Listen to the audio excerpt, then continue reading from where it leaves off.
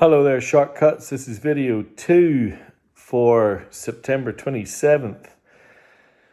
This is the classic rock and Aussie rock list. Yeah, we got some Aussie in here. Looking forward to showing you that.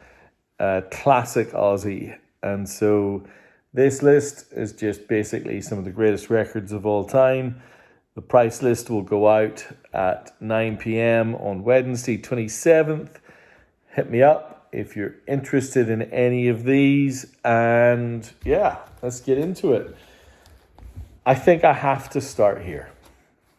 So I was at the Glebe Record Fair on Saturday, and I heard at least 10 people talking about the Nick Mason Saucerful of Secrets concert that took place, I think it was in the Enmore the night before.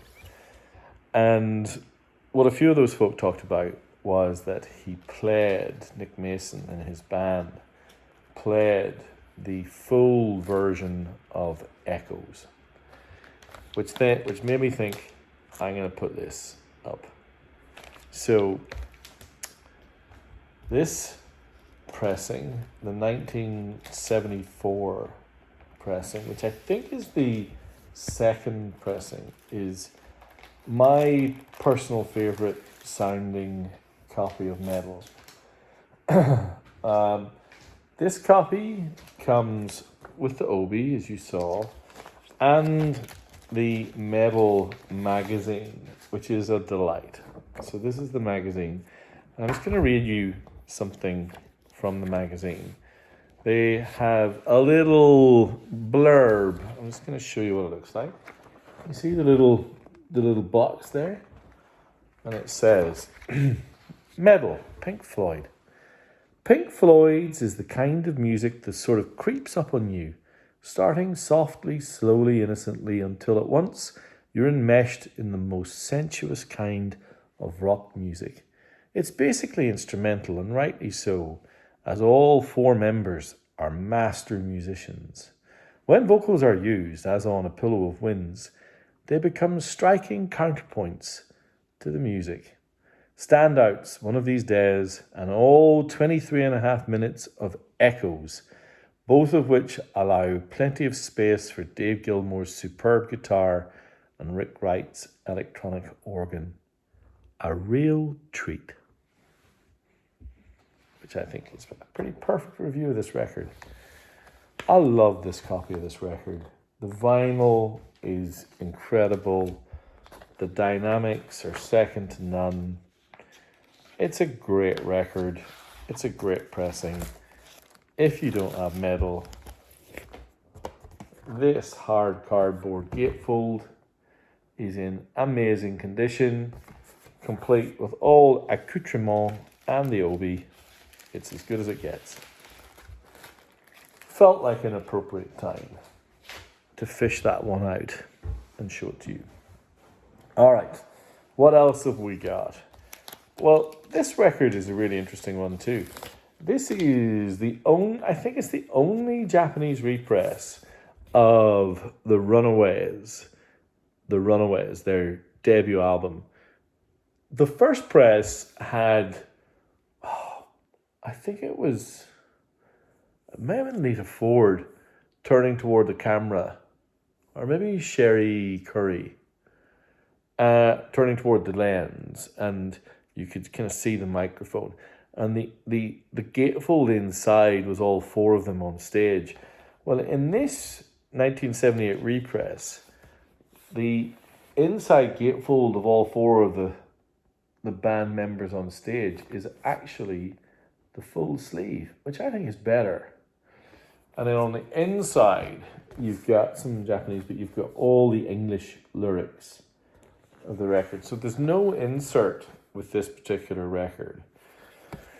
The lead-off track, Cherry Bomb, is one of the great kind of female punk rock tracks of all time. The whole record's great. I really like this that reissue. I think the sleeve is pretty great. I don't know if I could say the same about this sleeve or this record.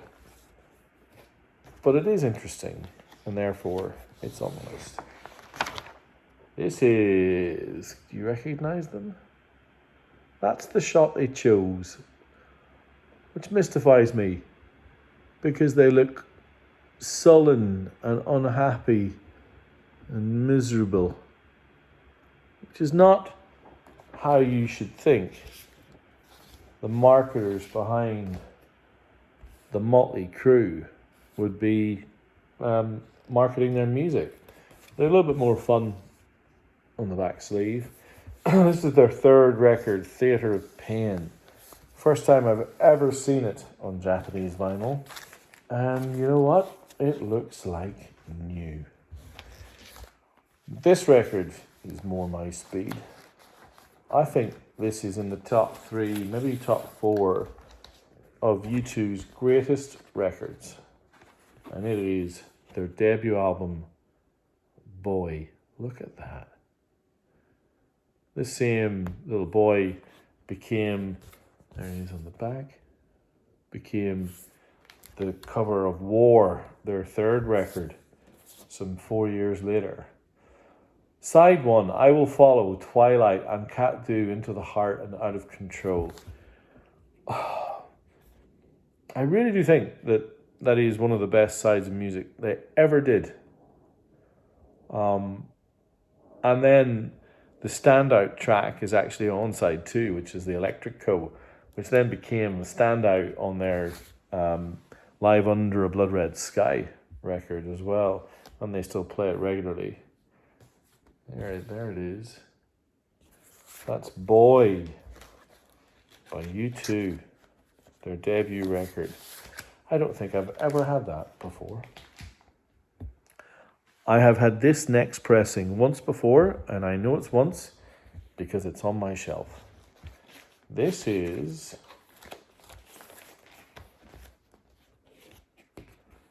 Bob Dylan, Blood on the Tracks. Now, there's the back sleeve. Why is this pressing so good? I think that the Aussie pressing of this record sounds a bit thin to me. It sounds underbaked. This pressing gives more heft to the band, far more presence and timbre to Dylan's voice. His singing on this record is pretty great. And so having that voice far more prominent makes such a difference to the listening experience. And it goes without saying, it's a very, very fine, albeit very sad record.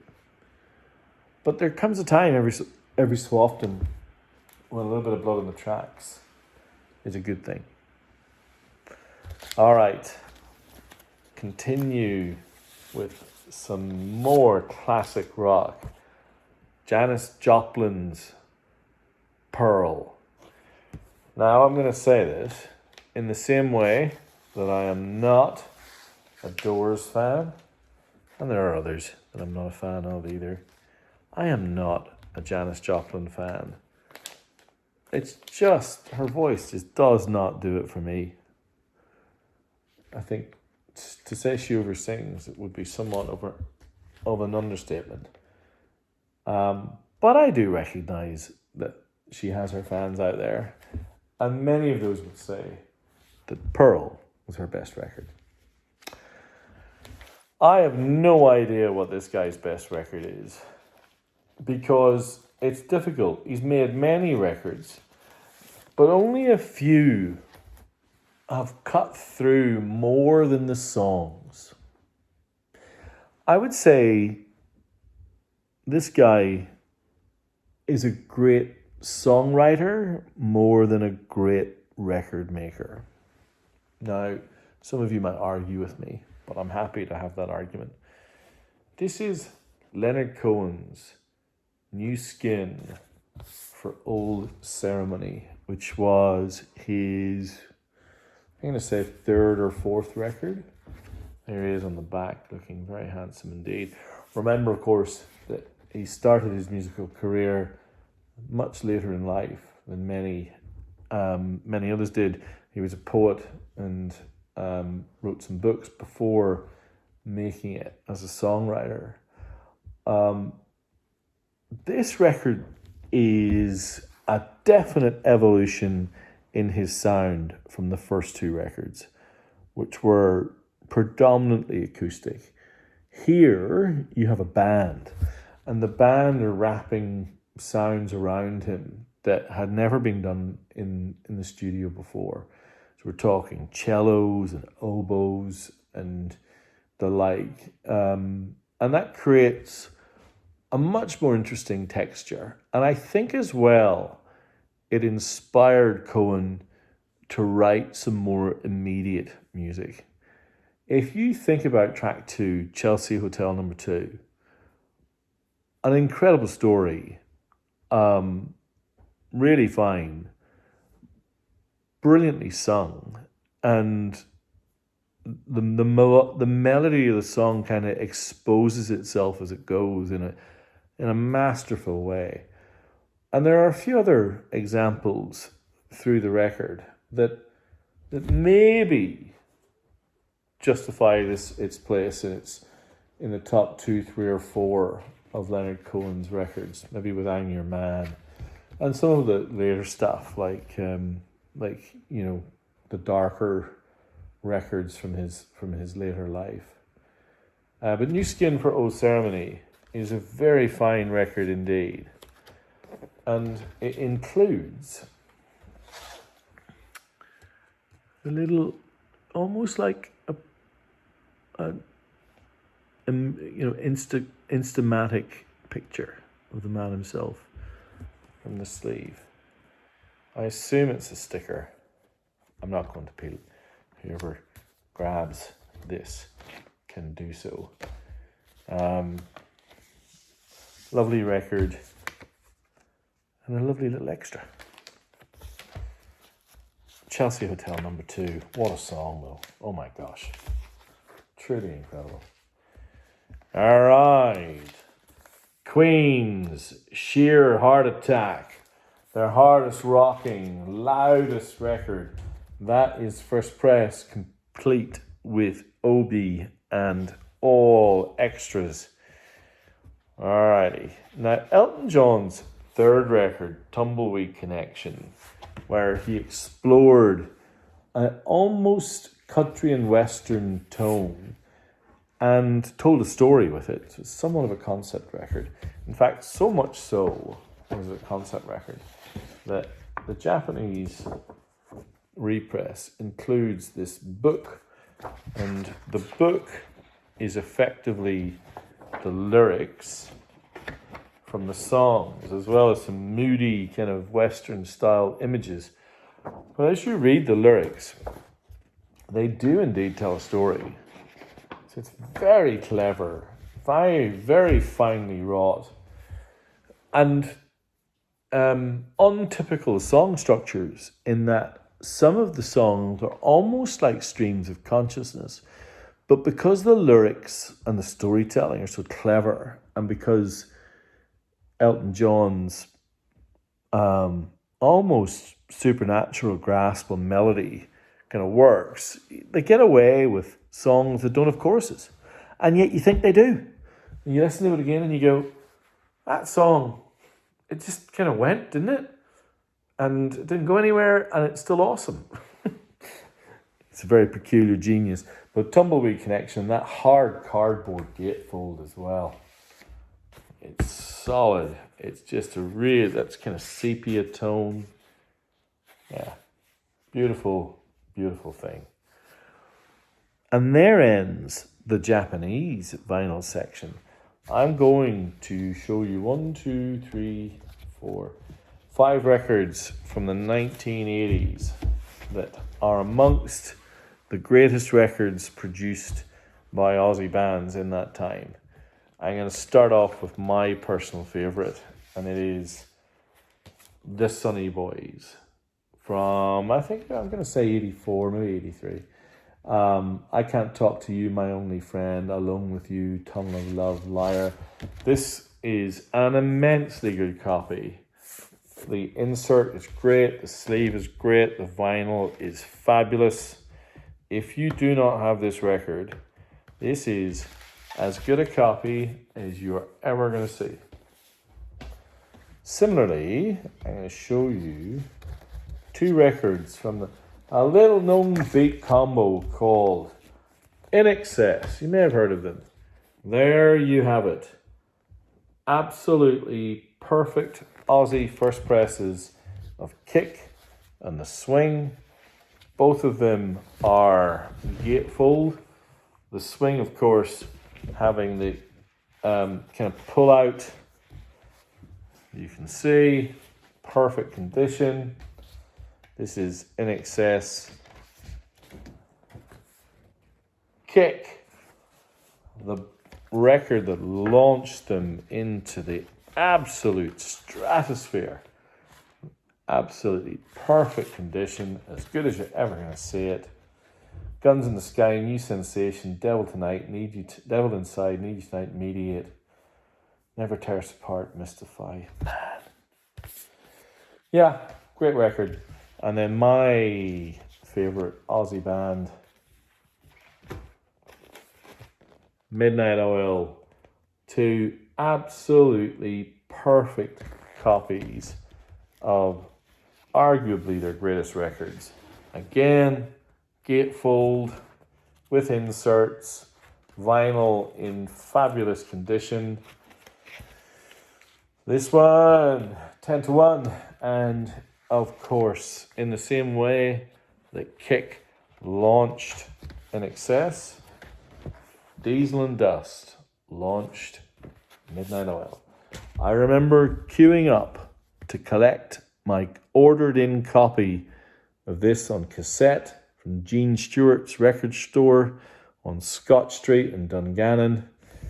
And it did not have this, I can tell you. I can't fold it out now because it's so huge.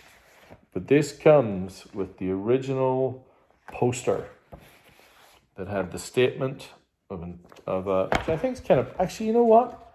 I am going to fold it out because there's a referendum in a few weeks. And I think this is part of that story. So this is Wara Kurna, Strict Rules. It's almost like a manifesto. And on the flip side is Midnight Oil. Live Midnight Oil. What a band. Of course, some of the members are no longer with us now. But that is as good a copy of Diesel and Dust that you will ever see. So there you have it. A selection of classic records on Japanese vinyl, and then 5 of the greatest Aussie records from the 1980s in as good a condition as you're ever going to see them for first presses. There you go. If anything caught your eye, drop me a line. If you liked the video, leave me a comment, subscribe, all that good stuff. Keep an eye out on your mailbox at 9 o'clock on Wednesday for the price list.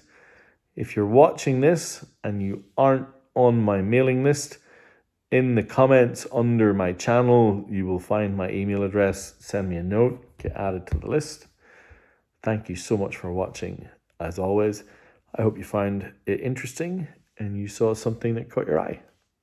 That's what it's all about. Thanks a lot. Bye.